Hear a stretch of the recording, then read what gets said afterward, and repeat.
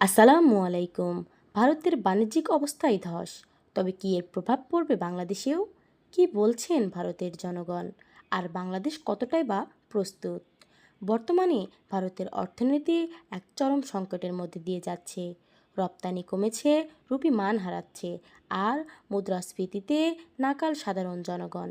দেশের বাণিজ্যিক খাতেও নেমে এসেছে এক অভাবনীয় ধস। চাকরি হারাচ্ছে, দ্রব্যমূল্যের দাম বাড়ছে, সরকার কিচ্ছু করতে পারছে না। প্রশ্ন উঠেছে, এর প্রভাব পড়বে বাংলাদেশের উপর? কারণ ভারত বাংলাদেশের সম্পর্ক অনেক পুরনো ও গুরুত্বপূর্ণ। বিশেষজ্ঞরা বলছেন, ভারতের এই ধস থেকে বাংলাদেশ কিছু শিখতে পারে। এটাই হতে পারে বাংলাদেশি পণ্যের জন্য নতুন বাজার খুঁজে পাওয়ার সুযোগ। সরকার ইতিমধ্যেই বিকল্প বাজারের সন্ধান করছে।